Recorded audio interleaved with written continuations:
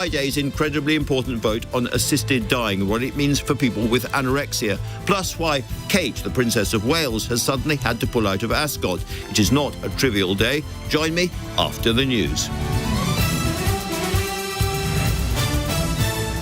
On your radio, on the LBC app, and Play LBC. Leading Britain's conversation. This is LBC. From Global's newsroom at 6 o'clock, the US president says he may or may not decide to strike Iran's nuclear facilities during a sixth day of its conflict with Israel. Tehran responded almost immediately, calling Donald Trump a has-been warmonger.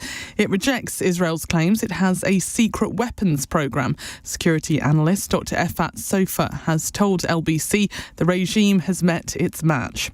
It looks as if the US is taking steps to getting involved, but it's impossible to tell. It really is. What we do know is that if the US were to get involved and were to use its bunker-busting bombs on Fordo, it would be a pivotal change for the region. The Transport Secretary has promised to sort the appalling mess of HS2. Heidi Alexander has confirmed the high-speed line will be delayed past 2033. UK inflation was higher than expected in May as rising food prices offset a drop in airfares. New figures show it fell from 3.5% to 3.4%. And forecasters are warning we could see temperatures sort of 40 degrees again in the next 12 years. The Met Office says heat waves could go on for a month or more at a time. In the city, the FTSE 100 has closed up 9 points at 88.43. The pound buys $1.34 and €1.16.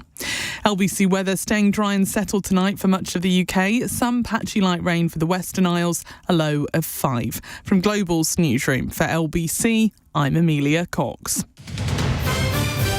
This is LBC from Global, leading Britain's conversation. It's 6 p.m. Now, Tonight with Andrew Marr. Good evening. It looks very much as if the war between Israel and Iran is, as I suggested yesterday, escalating. Donald Trump is now demanding Iran's unconditional surrender, and he added this afternoon, that means I've had it, that means no more, that means we go blow up all the nuclear stuff. The next week is going to be big, very big. Now, this being Trump, it could just be bluster. He also said, I may do it, I may not do it. I mean, nobody knows what I'm going to do, which sounds more like a way of trying to entice the Iranians to negotiate. Well, good luck with that. The supreme leader in Tehran, Ayatollah Khamenei, said Iranians never surrender. And the Iranian mission to the United Nations put out a statement saying that no Iranian official has ever asked to grovel at the gates of the White House. The only thing more despicable than his lies is his cowardly threat to take out Iran's supreme leader. Iran does not negotiate under duress, shall not accept peace under duress, and certainly not with a has-been warmonger clinging to relevance. Iran shall respond to any threat with a counter-threat and to any action with reciprocal measures. De-escalation? Not so far. So far, a potentially catastrophic example of mutual miscommunication. So the next question is, what should we do?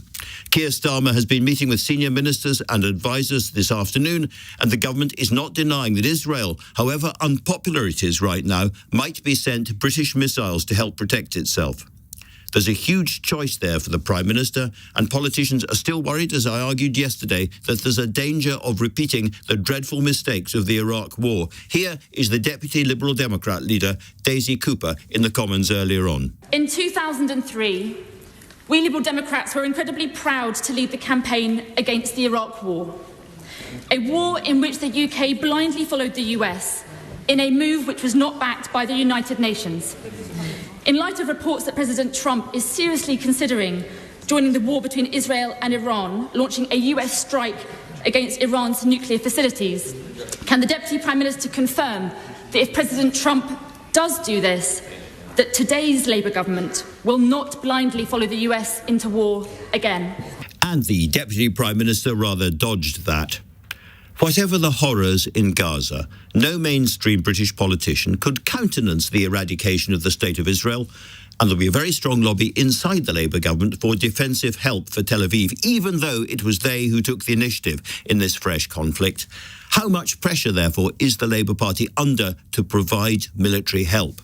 That'll change almost by the minute, and it hinges a lot on American involvement. But here was the reaction of the Israeli ambassador when I asked her about it yesterday. The answer is no. They're not going to be involved in that.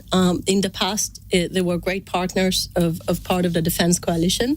We didn't ask anyone's help, honestly, from the British government. And yet, inevitably, there will be fierce opposition from many on the left, Labour and anti-Labour, who regard Israel as a pariah state and won't have been enthused about the Prime Minister by President Trump's warm praise of him recently. This is not a war right now, to be clear, in which the United Kingdom is involved. Even so, you can see the cracks running through our politics as we try to work out what to do next. And I'm going to start this evening with LBC's political correspondent, Aggie Chambray, who's been following events in Whitehall. Aggie, I said this is not a war in which we are currently involved, but that could change quite quickly. Indeed, Andrew, and there have been two significant developments today. Number one, the Foreign Secretary, David Lammy, is currently on his way to the United States, to Washington, to have a meeting with his counterpart, Marco Rubio. And the second is this cabinet, this COBRA that happened, Cabinet Office Briefing Room A, where it's held. And that involved very high-level politicians, including the Defence Secretary, the Prime Minister, as well as the UK's ambassador to the US, Lord Peter Mandelson, and Admiral Sir Tony Radakan too. So that was a meeting where, according to reports, they were talking about what would happen if the US were to get involved. And at the moment, it is all, as you laid out in your introduction, unpredictable. So like the rest of us, they're looking at Donald Trump and trying to guess what he's going to do, which is a bit of a mug's game probably, but they have to have the possibilities of different kinds of American action or inaction in front of them to know what we're going to do. Am I right in saying that one of the big issues for us is the Diego Garcia Air Base, where, according to local reports I was looking at just now, there are a whole bunch of B-52 bombers, American bombers are sitting there, as well as 6 of these stealth bombers, which are the ones that would drop the bunker-busting bombs. So, if Trump decided he was going to take out that nuclear facility in Iran, Britain would have to give permission first for that base to be used. That's exactly right. And how does that look to the rest of the world, to Iran, if Britain does give permission to the US to use Diego Garcia? So that could be complicating. Also, whether or not the UK would get involved militarily, were the US to get involved in strike action. Again, it's all very complicated. As you laid out in the beginning, it is all very, this is not where we are at the moment, but ministers have to work out what they would do at a later stage, and it seems like that is what is going on at the moment. No easy choices there at all, Aggie Chambray. Thank you very much indeed. So, we need somebody who knows the Labour Party back to front, who understands defence and has a strong sense of the history of our relations with Israel. And I'm glad to say there is such a person, Lord George Robertson, the former Defence Secretary, who sat in so many COBRA meetings in his time and who conducted the recent Strategic Defence Review. I first wanted to hear his thoughts on the divisions being revealed in Trump's MAGA support base about whether or not to attack Iran. Huge divisions in America, where you've got the extreme right of the Republican Party joining with the extreme left of the Democrat Party, and all of them saying we're not going to get into another war. And that is what Donald Trump's instinct would be telling him, because the moment you tip your toe into that water, then the piranha fish grab hold of it.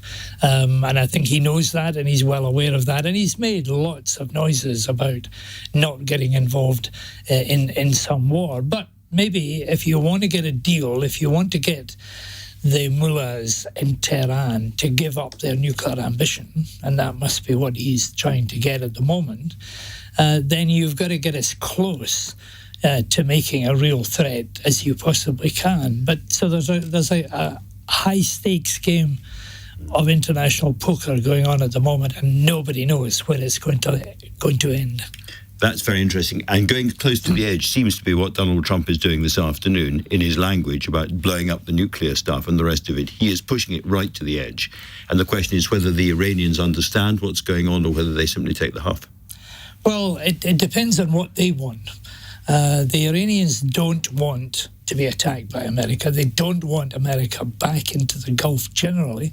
They certainly don't want America backing Israel, because that then becomes pretty existential for them.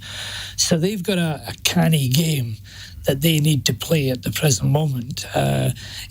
Soak up some of the violence, some of what's happening to them at the present moment, and then potentially either overreacting, and they've got abilities to do that, say with a dirty bomb, or to knuckle down, to concede ground, and to give Donald Trump essentially the kind of deal that he criticised with Obama and then Biden on, but would be trademarked by him with them giving up their nuclear ambition. Isn't the problem with that is that Israel has already now gone so far, assassinating top officials and scientists and so forth, talking about regime change and the bombing campaign they've engaged in, that they can't be sure that whatever happens, Iran won't quietly try and accumulate enough material for a nuclear bomb and hit them one day in due course. In other words, it's already past the point, from Israel's point of view, of no return. No, I don't think it has. It's never really past the point of no return. They know that they can't take that final step to eliminate forcibly and maybe violently the Iranian nuclear capability, and therefore they've got to listen very carefully to what President Trump is saying. And although up to now President Trump has gone along with supporting them along the line, we also know that he's got apprehensions about getting America dragged into another Middle Eastern war. And when you say they can't go to that final moment and eliminate the nuclear threat, is that simply because it's buried under a mountain and they can't get at it? Well, it is, and it would require something very considerable to do it. And if you start blowing up nuclear facilities, there are wider repercussions to contamination is possible, I think. And in terms of this particular chess play out that is going on, we forget that there are other players in this game. The Russians and the Chinese are also players in the Middle East. At the moment, they're standing back, despite the fact that they are in alliance with the Iranians. But there's nothing to say that in the future they might not get involved. Let's ask a little bit more about that, because there hasn't been perhaps enough talk about the allies. So Xi Jinping has said, I think in the last few hours, that he's very, very worried about the situation. And again, he's using this word de-escalation, which neither Donald Trump nor Tehran seems to be very keen on at the moment. But then there's the Russians. They are an absolutely key ally. Iran has been supplying Russia with huge numbers of these suicide drones for the war in Ukraine. Why do you think that Putin has been so silent, relatively speaking, up to now? I think because he's weak and because he's distracted by what's happening in Ukraine. His power and his influence have severely been diminished over time. He thought he was going to take Ukraine in 3 days, and now 3.5 years later he's making tiny movements there. NATO has enlarged during that time, and he's lost a lot of credibility and a lot of face and a lot of people. A million casualties. It is astonishing. It's a huge number. So I think at the moment he's got bigger preoccupations than coming to the aid of a regime that he doesn't actually like anyway. And of course, the West itself is divided. We talked about America, but here at home, we've had the Cobra meeting, and they, I assume, will have been discussing things like what to do if the Americans ask for permission to use Diego Garcia as the base for a bombing attack on the nuclear facility. Because as I understand it, the stealth bomber that carries this extraordinary bunker-busting bomb would be based in Diego Garcia. And I think I'm right in saying that we would have to say yes. Well, I don't know about that, and I wouldn't speculate about that, because these are operational issues that would come up depending on what America made a final decision on doing.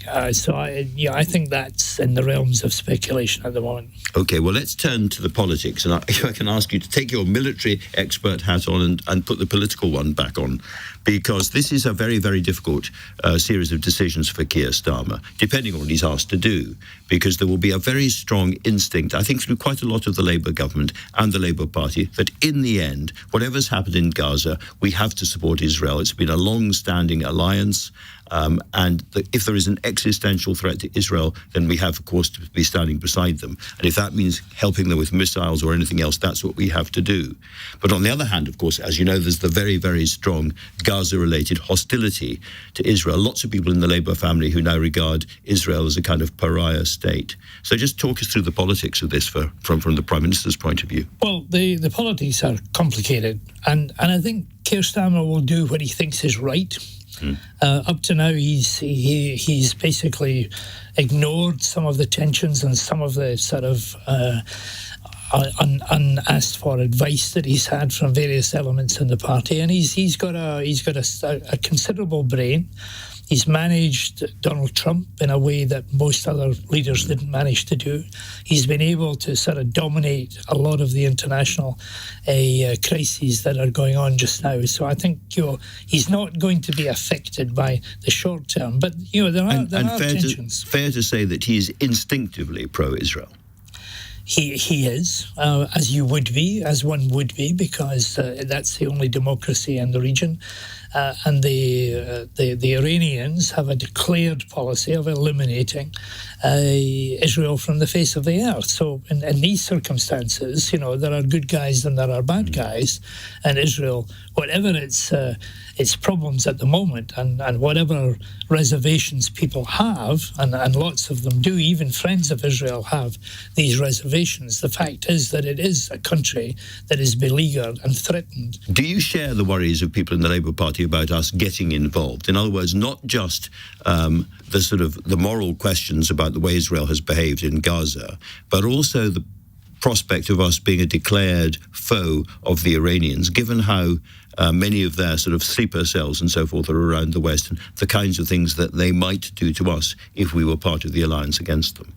The Iranians already think we are the enemy. I don't think this is going to make it any worse or any better than it was before. But the fact is that they're actually quite weak.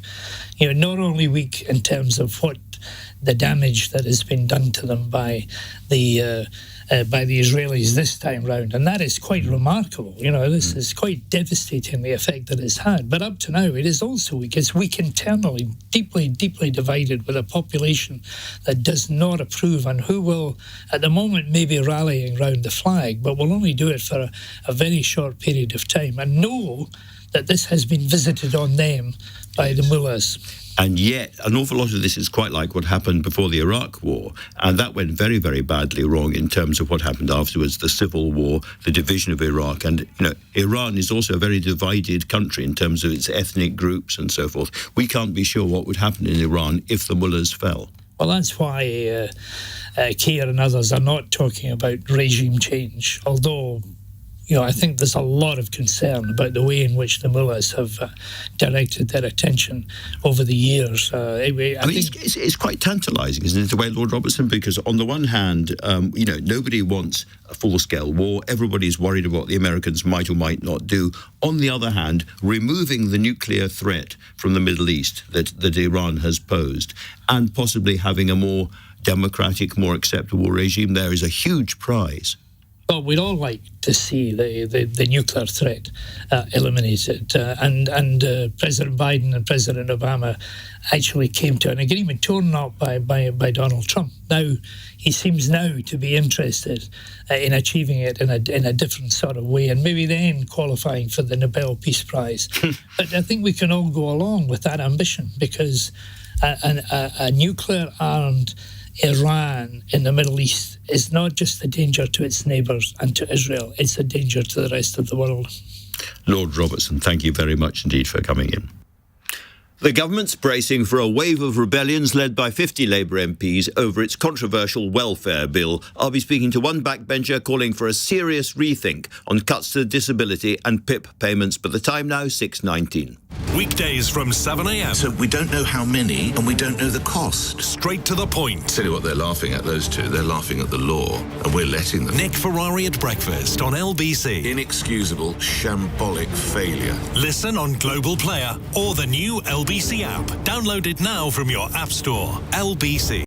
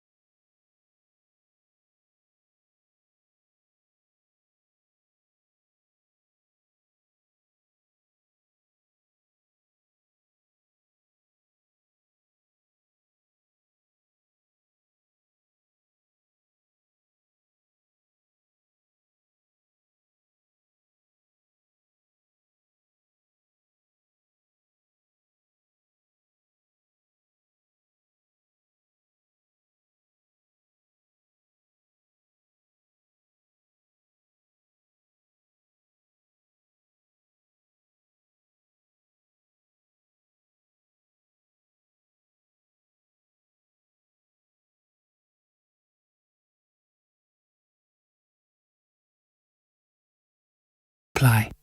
Tonight with Andrew Marr. Watch live on both Global Player and the new LBC app. 6:21.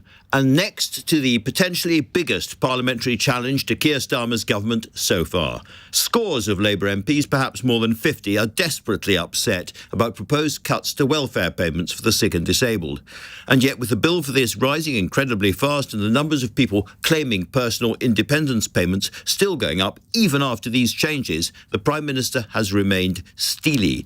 Is there anything further to be done to avoid a major rebellion? One of those organising it is Richard Bergen, an MP on the left of the party, and he is with me now. Richard, very good to have you. Evening, Andrew. In the studio.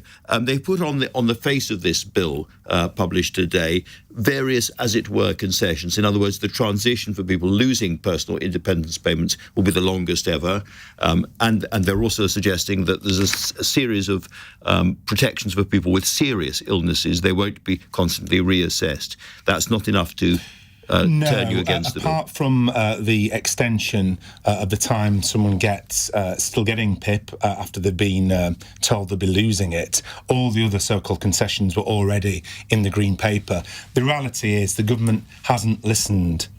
They've closed their ears on this, and they're making exactly the same mistake, but on a bigger scale that they did with the winter fuel payment cut. And look at what a mess that ended up being. Labour MP after Labour MP have pleaded with the Secretary of State, pleaded with the Prime Minister to think again, and then this bill lands on our desk today, which confirms our worst fears, that it's a bill that's going to be taking money off people who are disabled, and going to be plunging hundreds of thousands of more disabled people into poverty.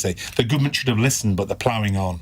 But when you see the huge increase in the number of people getting PIPs and likely to get PIPs over the next few years, don't you think that this situation isn't sustainable? Well, we can't, as a Labour government, balance the books on the backs of disabled people, and that's what the government is trying to do. They're trying to save money by taking personal independence payments off disabled people. They should have listened to the backbenchers. We shouldn't have got this far, and they're going to end up in a real mess because so many Labour colleagues think this isn't what a Labour government should do. Labour governments are meant to lift people out of poverty, not plunge people into poverty. You look at the reason that we're proud of the last Labour government, it's because it lifted so many people out of poverty.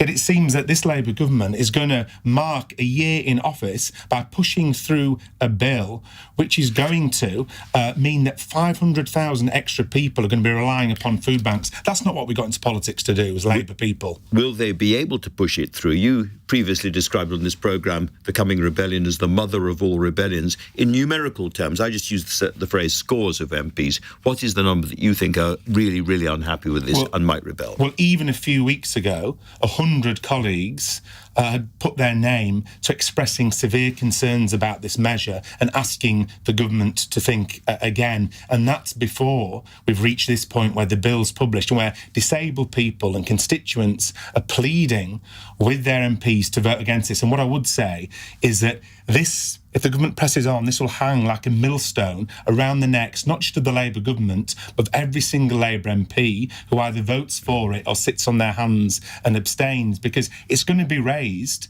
every single day between now and the general election, right up to general election day. And in our constituency surgeries on a Friday, we'll have the perverse situation where people will be coming to us for our help, and the reason they'll need help is because of measures that we took to take money off them. Let me ask you about the other great issue of the day, which is, of course, what's going on between Israel and Iran. Some MPs think that they see a kind of parallel with the mistakes around the Iraq war. Is that a widespread view on the Labour benches? It is. People are really concerned and people want to see de-escalation, and people have learnt the lesson on the backbench in particular, but across the party, of what happens if a Labour government follows a right-wing US president into a Middle Eastern war. We don't want that to happen again. It's bad news for the whole world and for that region. All right, Richard Bergen, thank you very much indeed for coming in. HS2, the high-speed, so-called high-speed rail project meant to link London and the North, will not be ready by 2033, which was already a 7-year delay. And the project is so messed up, the government officially can't say when it will open. It was meant to cost up to £57 billion, and now the estimate is £100 billion, though it might be a great deal more. The Transport Secretary, Heidi Alexander, couldn't have been more withering about this national disgrace. She said it had lost the trust of the public and created an image of a Britain woefully unable to deliver big infrastructure projects. In short, we are a laughingstock. We can't build stuff anymore. What has gone wrong with the British are people who built the world's first railways and the Industrial Revolution, the Britain of Isambard, Kingdom, Brunel. Here to discuss that with me is Jonathan Spruce, Trustee for Policy and External Affairs at the Institution of Civil Engineers. Jonathan, thank you very much indeed for coming in. This is a pretty disgraceful moment. I mean, you know, your civil engineers are great people, I'm sure, but for the country, it's a humiliation, isn't it?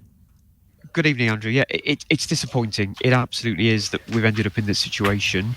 There are lots of lessons to learn, and the reports that were out today, both Mark Wild's letter and James Stewart's reports, echo a lot of what the Institution of Civil Engineers said last year about the continuity of support from government, the clarity of the objectives, being very careful about doing as much design as possible before you commit to cost and timescale. So being driven to cost and timescale commitment early is not where we want to be. So yes, it is very disappointing, but there are lots of lessons to learn, and that's what we must do. Jonathan, when you say the clarity of the project, surely it couldn't be clearer that it's a railway line to join Birmingham and London. What big mistakes do you think government made that created this disaster? So there was a lack of clarity, I think, from the outset, Andrew, about what the purpose of HS2 was. You know, it was meant to be high speed, and then they talked about journey time savings, small journey time savings between London and Birmingham. HS2, when it had its complete network, was a real opportunity project. It was a regeneration project, and we lost that clarity. Well, I hope we're not losing this link as well. Another example of British tech going wrong. A lot of this seems to have been the endless protests by environmentalists and local groups against HS2. In your view and the view of your organisation, is it now essential to reform the planning system so that we can actually, again, build big projects in this country? I think big projects like HS2, big infrastructure projects, need almost a bespoke governance and planning arrangements to do them. That too often we can get bogged down in very small scale issues, which are right that we do that, Andrew. It's absolutely right that we go through the due processes. But if it's a large scale infrastructure project, we need bespoke governance arrangements, we need cross-party support, we need long-term government support, and we need processes and contracts and procurements that deliver that. Sometimes we're not set up to do that in the UK, but again, this is what we learn from what's happened with HS2. And finally, in terms of management, clearly there have been multiple management failures in all of this. Do you think we have a problem in this country in not having enough really good public or private sector managers, perhaps, who can take hold of really big, complicated projects and drive them through with the kind of ruthlessness necessary from the top? I don't think we do, Andrew. I think we do have that, but I think that again, you need the political conditions, you need the clarity of what you're trying to do, and you need the support of a whole range of people to deliver these sort of projects as well. So I don't think it is just a case we haven't got those managers. We've got some really, really good delivery people. We've got some really good chief executives across the industry. It's the circumstances around it and that clarity and political support and will to do things that we need. Well, let's hope to God that we can learn the lessons this time. Jonathan, thank you very much indeed for talking to LBC tonight. Now then, as China's industry and economy grow, so does their demand for energy. And that means more oil. And in Israel's conflict with Iran, that puts China in a very awkward position. We're going to find out more next, but the time now is 6:30 and Amelia Cox has news headlines. Sir Keir Starmer has chaired an emergency Cobra meeting as Donald Trump says he may or may not strike Iran's nuclear facilities. Tehran says it does not negotiate under duress and will respond to any action with reciprocal measures. The Transport Secretary has promised to clean up the appalling mess left by the Conservatives linked to HS2. Heidi Alexander has confirmed that the high-speed rail line won't be delivered by 2033 following a review of the project. And it's feared the death of a 69-year-old woman found stabbed in her home in North London could be linked to the theft of her Rolex watch. Jennifer Abbott was last seen in Camden earlier this month before being found killed 3 days later. LBC weather staying dry and settled tonight for much of the UK. Some patchy light rain for the Western Isles, a low of 5 degrees. This is LBC.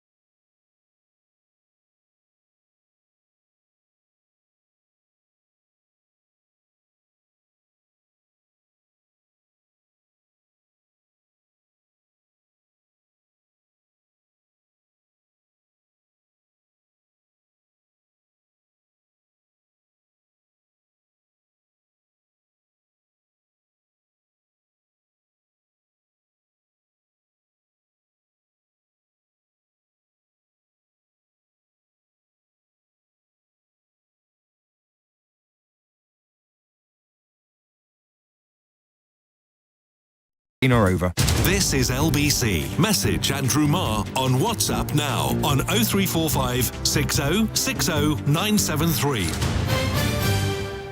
6:33. Now, Iran may look very weak at the moment as it waits to see what President Trump's going to do, but it is not a country which lacks allies. Most obviously, of course, Russia, and I was talking about that with Lord Robertson, but also the huge rival to America in the modern world, China. Iran sells a lot of oil to China, and the two countries have been very close allies. President Xi has been calling for de-escalation and calm heads this afternoon. But if this continues to worsen, what will he actually do? Let's talk now to Ian Williams, author of Vampire State, The Rise and Fall of the Chinese Economy. Ian, very good to have you on the show. China has been quite quiet so far. How concerned are they going to be? I think they'll be very concerned. They buy 90% of Iran's oil, and they are also heavily dependent on the Gulf more broadly for their oil supplies. 50% comes from that region. China's spending well over $100 billion a year on oil from there. They prided themselves at being responsible for this rapprochement between Iran and Saudi Arabia a couple of years ago. And they have drawn very close to Iran, engaged in military maneuvers with Russia and Iran in that area and in other parts of the world. They have what they call a security cooperation agreement with Iran, although it's not always very clear what that means. But I suspect China's been quite shocked at just how easy it's been so far for Israel's successes within Iran. We saw today President Xi is in Astana in Kazakhstan at a regional meeting at which he made a statement that China opposes, quote, any actions that violate the sovereignty, security and territorial integrity of other nations. And of course, he hasn't mentioned that in the context of Ukraine for the last 3 years. So by Chinese standards, he has been quite strong, but it's hard to see what China can do, because they certainly wouldn't be regarded by Israel as an honest broker because of their support for the Palestinians. Any evidence that they're supplying Iran with weapons or might do so? No evidence that I've seen, but then China is very adept at supplying kit which comes right up to the line of arms supplies. We've seen this in Ukraine, whether it's drones, although of course Iran is a big manufacturer of its own drones, selling them to Russia, but other technology. And we've also seen in the case of Iran that although China buys 90% of Iranian oil, it's been quite instrumental in putting in place workarounds for Iran, which have been useful for the country in dodging sanctions elsewhere. So, Ian, I guess the biggest question of all, if Trump gets involved directly, America gets, and we still don't know what's going to happen, but if they did, is there any possibility that this puts China and America directly against each other? I think that Iran is marginal to China's core interests, but the Gulf is very important to those interests. So a lot will depend on the reaction of other countries in those regions with which China has spent a lot of time and a lot of effort in building relationships, whether that's with the UAE, the Saudis, and others. So they'll see it as a complex relationship. So to jump in, I mean, if Qatar and the UAE and the Saudis and so forth accept what America is doing, China probably will as well. I think they'll growl a lot, they'll complain, they'll make a lot of noise, but I think they'll go along with it simply because I don't think there's a lot they can do. Very, very interesting. Let me ask you about an article I read in the Spectator magazine this week, suggesting that President Xi himself may be on the way out, analysing what's going on television, the front pages of Chinese newspapers and so forth, to try to do a bit of criminology in Beijing. It is fascinating. We saw the criminologists in another era. Now we have the Zhongnanhai-ologists looking at the leadership compound in Beijing, as you say, looking at newspapers, looking at Xi's demeanour, even looking at the number of references to his father, who was quite a revered reformer in his day. It's hard to know what's going on behind those walls in that compound. But to me, the most compelling evidence of things not being right are successive purges within the military. We've seen the second highest ranking officer in the PLA disappeared earlier this year. We've seen the party's political commissaire within the army also accused of corruption. We've seen almost the successive heads of the rocket force. China's nuclear and missile forces have disappeared, been accused of corruption. And of course, in China, corruption is an extraordinarily elastic concept and is usually used when the real reasons are somewhat more purge-like. because I can't have been the only person to wonder whether, if China was ever going to attack Taiwan, they'd want to wait until America was engaged in preferably a couple of wars. In other words, one in the Middle East and one in Ukraine, and that would be the moment to strike. And it's been suggested that some of the people against Xi in China are those who are more dovish, don't want to attack Taiwan too quickly. Again, your thoughts on that? Yes, I think that those who've been looking at the corruption within the military wonder whether it is an institution which is up for the fight.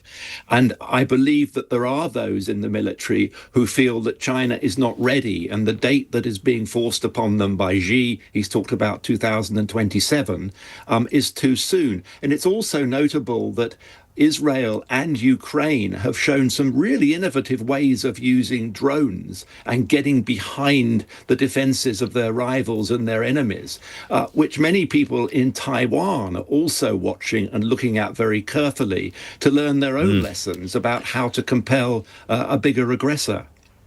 Well, Chinese caution is something we can all get behind and approve of. Ian, thank you very, very much indeed for that fascinating conversation. On Friday, we get the final and absolutely crucial Commons vote on the assisted dying bill. One of the remaining sticking points in the bill is the so-called anorexia loophole. According to the bill, people with mental health problems would not be eligible for assisted dying. But what about anorexia, a condition that can lead to lethal physical symptoms, including malnutrition? Campaigners say that is not entirely excluded from the bill. I put that view to the sponsor of the bill, Kim Leadbeater, just last week, and here's what she had to say. Someone who has got very severe anorexia, and I've worked with people with anorexia in the past, would be highly, highly unlikely to be deemed to have capacity to make such a decision, bearing in mind that capacity has to be assessed by 2 doctors, and there would be a compulsory referral to a psychiatrist. It would then go to the panel of experts, where there is another psychiatrist, a social worker, and a legal member. So the bill already is pretty watertight around. And yet her critics aren't convinced. Let's hear now from one of them, the Labour MP for Bradford West, Naz Shah, who came in to tell me why she still disagrees with Kim Leadbeater. The truth is that there are 2 amendments in my name. One is Amendment 14, one is Amendment 38. The amendment that Kim Leadbeater referred to, 14, is for something called VSED, which is voluntary stopping eating and drinking. The difference between anorexia, which is Amendment 38, which Kim is not supporting, it might not even get called to a vote. That's where the loophole is. And the difference between voluntary stopping eating and drinking and anorexia is a mental health condition. It is not because people are voluntarily stopping eating and drinking. So the first one, VSED, is when somebody, for perhaps different reasons, perhaps they've got serious and agonising cancer, chooses to take that way towards death. It could be. It's for somebody to hasten their death, and that is in states. It's used as a bridge now. It's used as a bridge to make people qualify to be terminal ill and qualify for an assisted death. Whereas anorexia is a mental condition suffered by people of both genders, but very often relatively young people. And it's about sort of hating life, hating oneself, and therefore different. So anorexia is literally despair. When I've spoken to the anorexia, the specialist, eating disorder specialists have written to all MPs. They wrote to us during the Bill Committee. These amendments were debated in Bill Committee, which Kim Leadbeater and the proponents of the proposers of the bills rejected those amendments. That was for young people. It affects young people, men and women, but 60 women across different jurisdictions that we know of who had anorexia qualified to be terminally ill, and they were every single case was assessed by 2 doctors, and those were assessed to have capacity. So the mental health bit of it was assessed that these women had capacity. So Naz, if we take one step back and simply ask, so what is your worry if this bill goes forward about people in that condition? So my worry is that a young person with anorexia they could meet the threshold because the anorexia leads to physical disability, physical issues such as kidney failure, such as lots of failures of your body organs. That would then put them into the scope of the bill to qualify for an assisted death. So I don't want to be glib about my language here, but in a sense what we're saying is this system could give such people, quote, an easy way out. They could kill themselves or be killed under the bill. And, you know, they might regret this. This might be somebody who could have a very, very long and happy life had they gone through that dark period and come out the other side alive. Absolutely, you've said it better than I could. I genuinely feel that somebody vulnerable could see this. The people who have written to MPs have said very clearly, had this law been available to them when they were going through crisis, they would have used this law. That is worrying. That's the safeguard. This bill, my job, Andrew, is to make sure that this bill is safe and it's workable and it's effective. Right now, the loophole is very, very clear. And there are many other loopholes that many other MPs majority of the MPs haven't even spoken in this bill. We won't get less than 20% of people have been able to speak during this bill, during the readings. That's not okay. This is not how we do good legislation. People, proposers of amendments, haven't been able to speak to it. So to be absolutely clear, the bill has its final vote for the House of Commons on Friday, and you will be urging your colleagues to vote against it. I will be urging my colleagues to look at the safeguards. There are loopholes.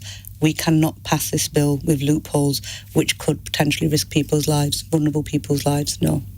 And we had an intervention by the former leader of your party, former Prime Minister Gordon Brown.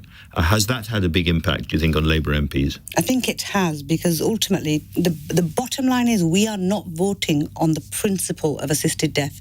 We are voting as members of Parliament on the issue of which is written, the letter of the law, that it's a bill we're voting on. We haven't got, the NHS isn't fit for purpose right now.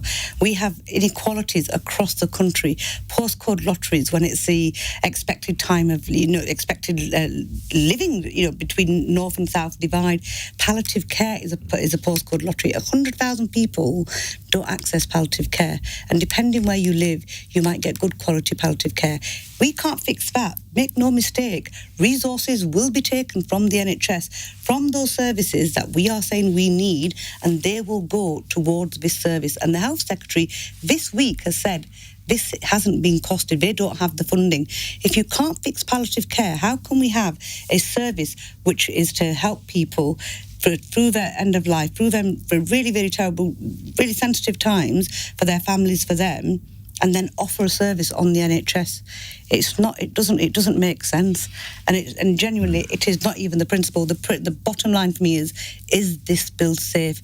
This bill, and you say it's not. Nobody would say that being an MP is an easy thing. Is this one of the hardest, if not the hardest, thing that you've had to consider and vote on, make a decision on as a member of Parliament? It is the first bill committee, and this is the magnitude of this bill is literally, it could change our NHS. This societal contract between doctor and patient. A doctor could raise it with somebody. Those people could take it as vulnerable people, could take that not as an opinion, but a suggestion by the doctor. If they're having a crisis, the issue of coercion. There's a litany of issues with this bill. There are so many loopholes in this bill, Andrew. I am really deeply concerned, and I've said it publicly. This is the next post office scandal waiting to happen. And we shouldn't be doing this. We should be listening to the experts, the Royal College of Psychiatrists, the Royal College of Physicians, the Royal College of Pathologists, the eating disorder charities, domestic violence charities, their surveys. People are concerned. These are experts. We aren't the experts. We are parliamentarians who should be guided by expert opinion. When the Royal College of Psychiatrists say we cannot support this bill, and all of these organisations are neutral on the principle, absolutely neutral, haven't taken a position, are saying we cannot support this bill because it has these loopholes, it is not safe, then it is our job to listen. A huge day on Friday, Nazjar. Thanks so much for coming in and talking to me. Now, British tourists planning to spend their summer holidays in Europe will be able to skip long passport queues, with British passport holders now able, in some places, to sail through e-gates. I'm going to be speaking to the Minister for EU Relations to get the latest, but the time now is 6:48. Coming up at 7 on LBC, Simon Marks. As President Trump leaves the world guessing, the Prime Minister seems to think there might now be escalation in Iran. How can he protect all of us from the blowback? Simon Marks on LBC.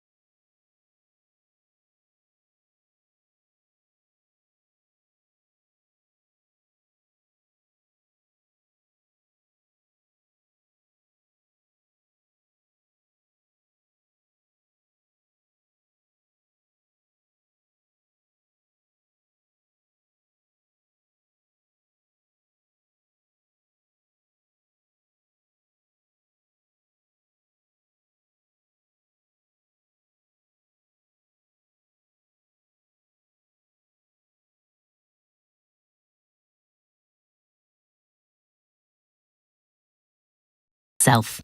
Tonight with Andrew Marr. Listen on your smart speaker. Just say, play LBC. 6:50. Now, holidaymakers heading to Bulgaria will be able to avoid queues this summer as e-gates in airports there are rolled out to British travellers after extensive negotiations with the Bulgarian government. The man leading those negotiations was the Minister for the European Union, Nick Thomas-Simmons, who joined me from Sofia to discuss the difference this will make to people's summer holidays. What the agreement between the UK and the EU gave us is clarity that there is no legal barrier to UK nationals using e-gates. And whilst the opposition can have a debate about this if they want to, I am very straightforward about this. I think Brits going on holiday this summer, Brits who are going abroad for work or study reasons, want to spend as little time queuing as possible. So what I've been doing is working with member states to get that access for UK nationals to e-gates. That's precisely what I've been doing in recent weeks, whether it's with Faro in Portugal. Last week I was in Prague for e-gate use there. And this week I am in Bulgaria. I'm in Sofia, where I've been with the Interior Minister, and together we have seen that switch on of the e-gates for UK nationals, and indeed met UK nationals who arrived here on a flight from Stansted. And I can tell you it is a much swifter experience for them. And I'm going to continue with my talks with European member states to make this possible in more locations too. So by this summer, how many European countries will allow us to use their e-gates? So in terms of the number, that's obviously going to depend now on the talks that I have going forward. What I can say, though, Andrew, to your listeners, is that the talks are ongoing. I am conducting those talks. I would already suggest I've been making announcements on this in the last 3 weeks. I'm going to continue those talks. And I should also say as well, this is of great advantage to UK nationals, but it's also great for tourism around Europe as well. And that's one of the things I've been discussing here in Bulgaria, the hundreds of thousands of Brits who come here in winter and summer. So it isn't only about our advantage, it's about mutual benefit too. Sorry to break in, but, you know, the big countries in terms of British tourism, France, Italy, Spain, Germany, the Netherlands, will we be able to use the e-gates into them? Well, I will continue talks across Europe, and indeed there are talks going on with all the different member states. The member states you refer to are also quite rightly magnets for British tourists. So rest assured that these discussions are continuing. I hope I'll be able to keep up the momentum of announcements. But I would say, Andrew, on delivery, it was only 10 months into this government that we were able to deliver the new strategic partnership with the EU. And I would say I'm already making good progress on e-gates in these early weeks since. But just in terms, I'm not trying to make a political point here, but just in terms of, as it were, a public service announcement to British people wondering, at this stage, we can't say that people going to France, Italy, Spain, Germany will be able to use e-gates. We can't be sure. Well, obviously what we have is a confirmation there is no legal barrier to that. What that then requires is for me to work with the member states to operationalise that. So that is the work that is ongoing. As I say, we've made very good progress in these last 3 weeks. And I hope to continue to make good progress in the weeks ahead as well, because there are numerous talks ongoing at the moment for other locations too. Some people might be wondering why you're in Bulgaria, Nick, rather than in Italy or Spain. Why Bulgaria? So I'm in Bulgaria today. It's the King's birthday today, so it would seem an appropriate day for the switch on of the e-gates. And the switch on of the e-gates here was a very significant moment with the Bulgarian Interior Minister. But there is also a wider point here, which is about the bilateral relationship between the UK and Bulgaria. It's significant, Andrew, in terms of trade and investment, but also significant in terms of tackling organised immigration crime. And there's a very significant border here in Bulgaria with Turkey. And I've been talking today about how the Bulgarian government is actually disrupting the sourcing of small boats. Now, I may be a long way away in geographical terms today from the English Channel, but I can tell you that the work that is going on jointly between the UK and Bulgaria is all about smashing the criminal gang networks that are operating across Europe. And what is happening on the front here in Bulgaria is important for that. All right, Nick Thomas-Simmons, thank you very much. Thank you. And I gather that Sofia is a very, very nice place to visit. Now then, the Princess of Wales has pulled out of Royal Ascot at the last minute, raising worries about somebody who's undergoing cancer treatment and is central to the future of the royal family. Kate joined the rest of the family for Trooping the Colour at the weekend, and she was away from Royal Ascot last year when she was undergoing chemotherapy. Let's talk now to Ingrid Seward, the royal expert, biographer and editor-in-chief of Majesty magazine. Ingrid, thanks for joining me.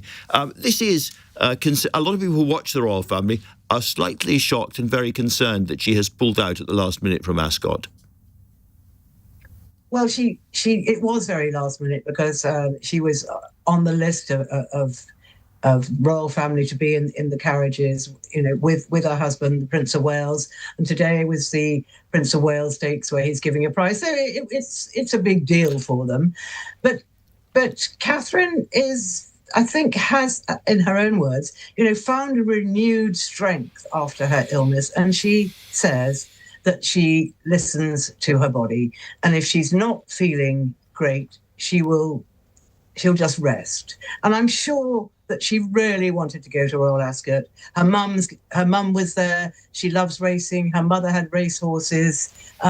It's something that she enjoys. But I think after the Garter on Monday and the trooping the previous Saturday, and then she went to the V&A storage, it's not a museum, but it's a centre, and spent a lot of time there looking at the clothes for all the exhibitions. And she obviously felt very tired, and it's extremely hot today. So I think it was quite a brave decision, in fact. And Kensington Palace put out a statement. She's finding the right balance, which actually doesn't really tell us anything. But it does tell us that she is being strong and determined, and she doesn't feel good. She'll say, actually, I don't think I can do this today. OK, well, that will reassure a lot of people, what you've said there, Ingrid. And this is somebody, it's not hyperbole to say that she's pretty central to the future of the monarchy in this country now, Kate. She's become very, very important. She's very, very important globally, too. I mean, she is adored in a way, a bit like her predecessor was. And, everybody looks up to her. And she seems to be a woman without fault, which is pretty unusual.